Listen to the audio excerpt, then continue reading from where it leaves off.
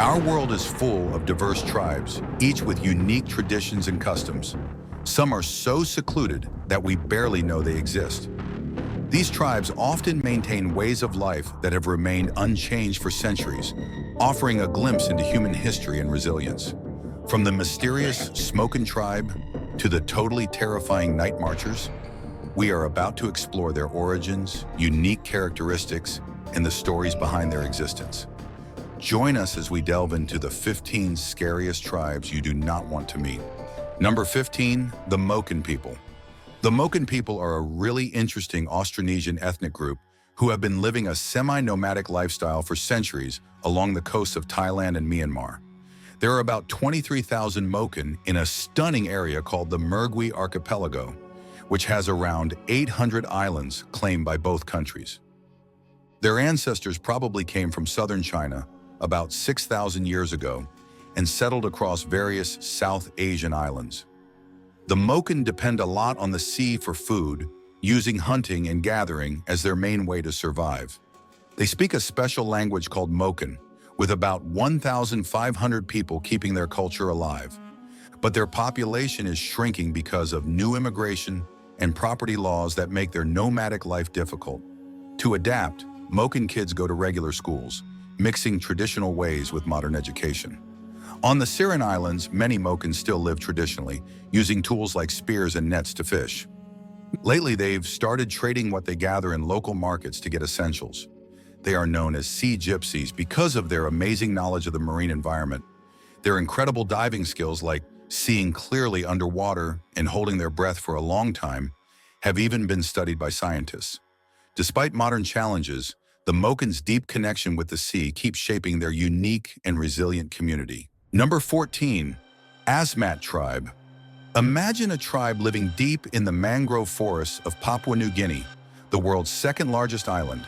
This tribe, known as the Asmat, has a population of around 65,000 people, divided into villages with around 2,000 members each. The Asmat Tribe is infamous for a shocking practice. They used to hunt humans and consume their flesh and brains. The skulls of their victims were treated as ceremonial objects, pillows, souvenirs, and even spoons. They believed that by consuming someone, they could absorb their strength and essence. The Asmat Tribe has a rich cultural heritage, evident in their intricately crafted wooden statues and sculptures, which are now preserved in museums worldwide. Their traditions were deeply rooted in their belief that they originated from a sacred forest. Cannibalism within the tribe was a ritualistic act marked by significant names. Cannibals did not have individual names. Instead, they adopted the names of their victims, creating a cycle where the consumed became the consumer. Children remained nameless until their first hunt, emphasizing the importance of names for partaking in cannibalism. While these practices may seem gruesome, the Asmat Tribe has faced pressure from modern civilization, leading to significant changes in their way of life.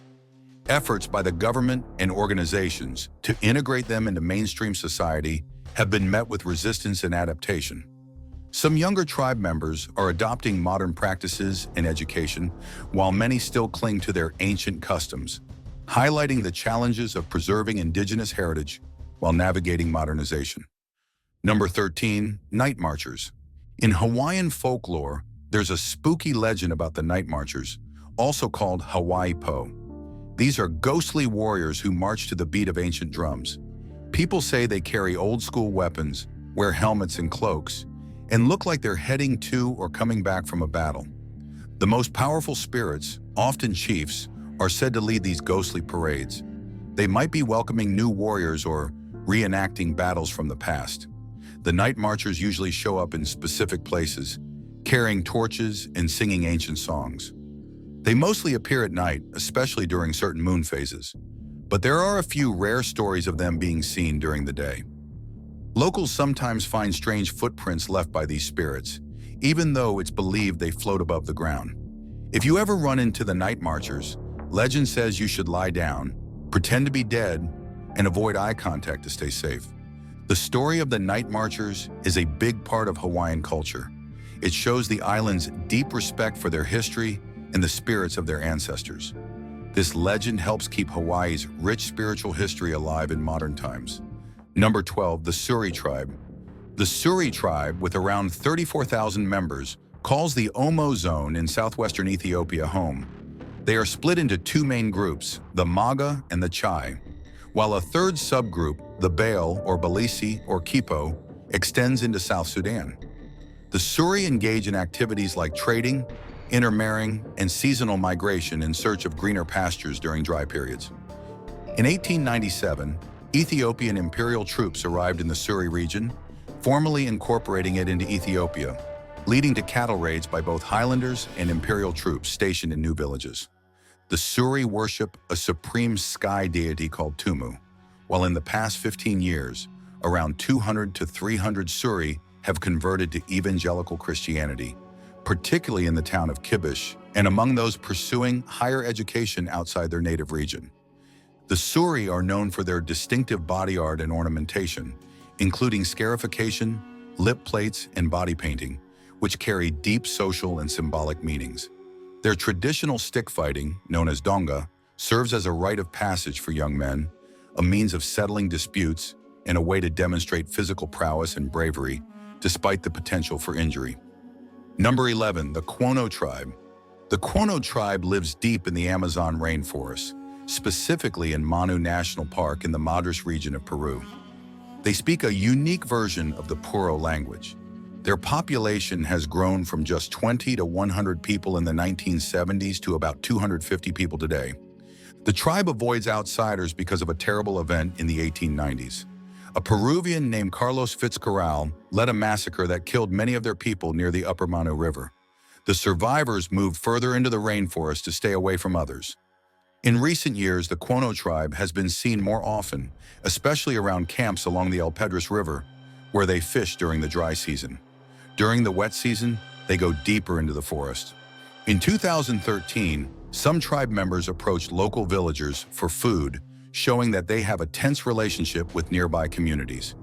To protect the Quono Tribe from modern diseases, the Peruvian government has banned contact with them to help preserve their traditional way of life. Number 10, Mercy Tribe. Have you ever seen those stunning photographs of women with lip plates on the covers of travel magazines? Those incredible images capture the unique fashion sense of the Mercy Tribe in Ethiopia. The Mercy women adorn their lips with intricate plates decorated with corn grains, bones, leaves, and berries. While the Mercy women are renowned for their beauty and flamboyance, the men lead challenging lives. They carry a virus contracted from battling hyenas, and they constantly move in search of water and territory, often clashing with rival tribes. Despite these hardships, the Mercy Tribe has turned their distinct appearance into a survival tactic. They welcome visitors and earn money by posing for photographs. The men proudly display their lip plates along the roadside, ready to negotiate a deal for every picture taken. The Mercy Tribe's story is one of resilience and savvy. In a world that values cultural uniqueness, they have leveraged their striking traditions to thrive. Every photograph becomes a local show business, transforming a cultural encounter into a means of survival. Number 9, the Kazak Eagle Hunters.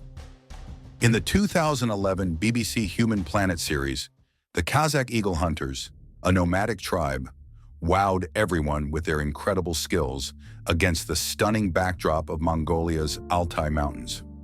Fathers and sons wrapped in animal skins to stay warm in the freezing cold, rode across the vast landscape, showing off their amazing talent for hunting with golden eagles. These hunters held blindfolded golden eagles with outstretched arms. When the blindfolds came off, the eagles soared into the sky in a beautiful dance with their human partners.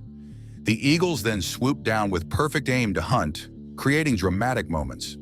The Kazak people have been hunting with eagles for centuries, dating back to the days of Genghis Khan and mentioned by Marco Polo in the 1100s.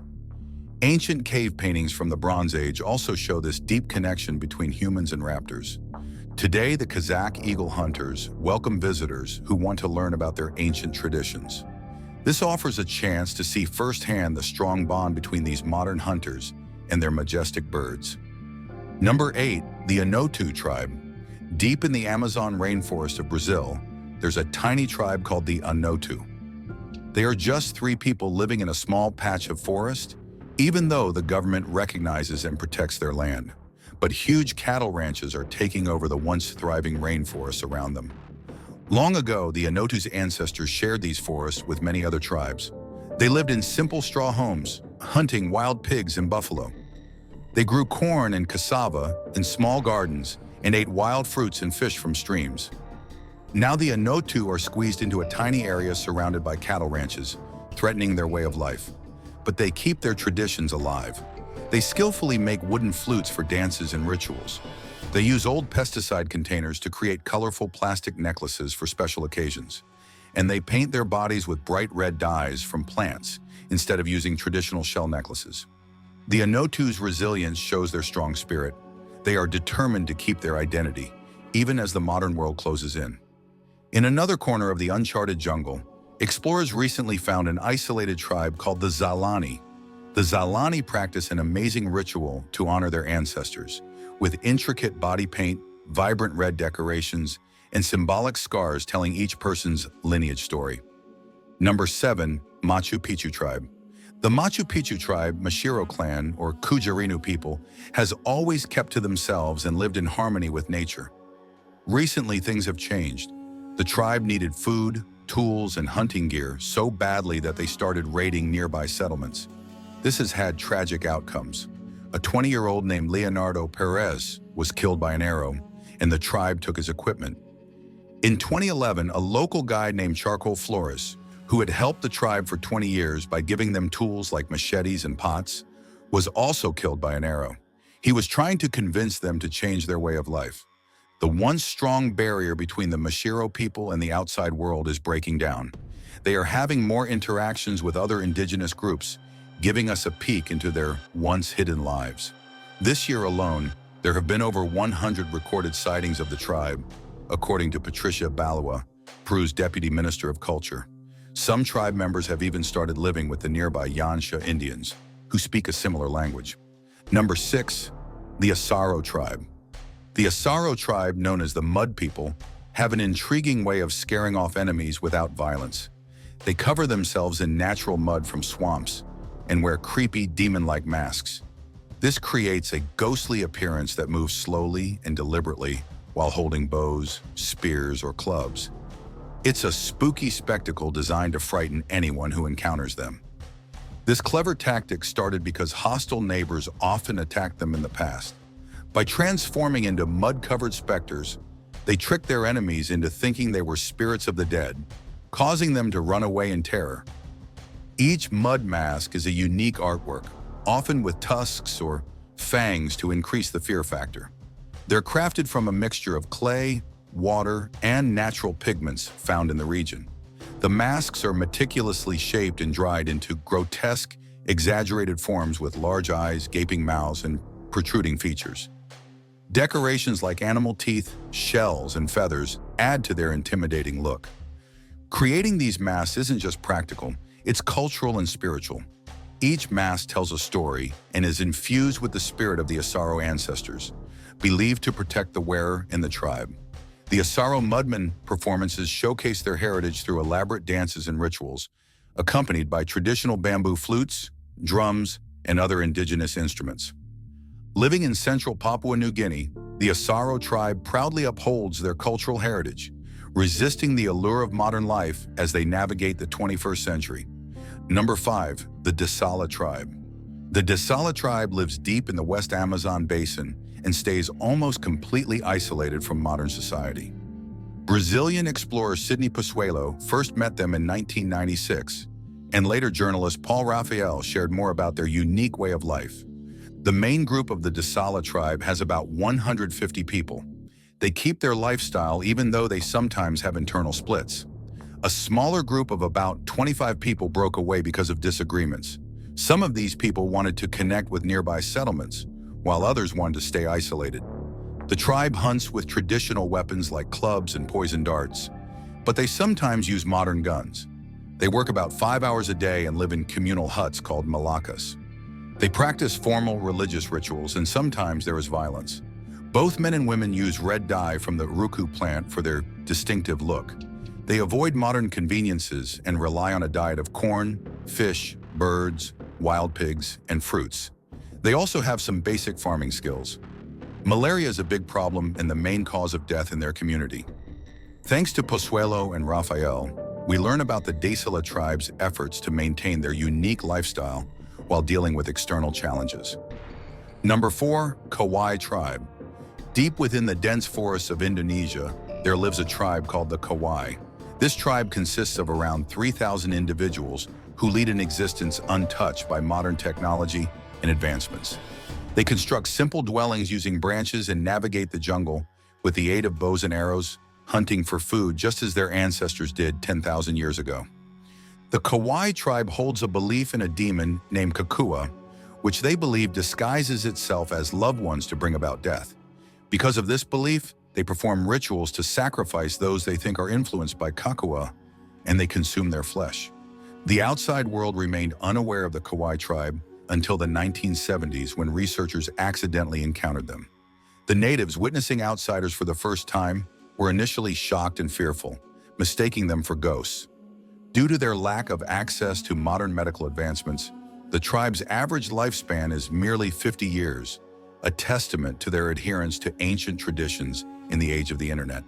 The French guide who led researchers to the tribe managed to avoid becoming part of their ritualistic feast, allowing the world to learn about this notorious, cannibalistic tribe that appears frozen in time. Number 3, Skeleton Clan. In the rugged mountains of Papua New Guinea, at about 610 meters above sea level, there's a town called Kundiawa where the Skeleton Clan lives.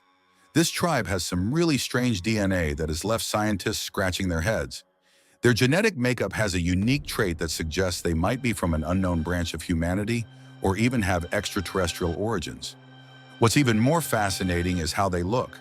The Skeleton Clan intentionally makes their bodies look like skeletons, with bones seeming to stick out from under their skin.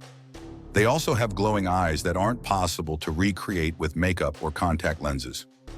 Unfortunately, their interactions with other tribes haven't been peaceful. Because of their history of aggression and violent confrontations, they are considered outcasts by other indigenous communities. Scientists have studied their DNA and found an unidentified gene, raising questions about human evolution and the possibility of a different species or even a cosmic origin. The existence of the Skeleton Clan makes people wonder if there are other hidden aspects of humanity in unexplored forests, like mythical creatures such as King Kong. This mystery pushes us to learn more about human diversity and where we come from. Number 2, the Batak People. The Batak People are one of around 140 indigenous communities living in the Philippines. They call the northeastern part of Palawan, a big island in the southwestern part of the country, their home. Historically, the Batak have lived in the river valleys along the coastline of Puerto Princesa City. There are approximately 450 Batak individuals. They are known for their tall stature, dark skin, and distinctive curly hair. While their origins remain a mystery, some believe they may be connected to the Ati tribe or groups from Indonesia or the Andaman Islands. The Batak way of life revolves around hunting, gathering, and cultivating plants through slash and burn agriculture. They trade forest products and natural resources with coastal communities in Palawan for manufactured goods. Unlike some isolated tribes, the Batak are open to interacting with outsiders. Their men often assist neighboring groups with tasks like harvesting and weed clearing. The Batak also participate in the local economy through tourism, earning income from these activities. While they once led a nomadic existence, the Batak have gradually settled into small villages.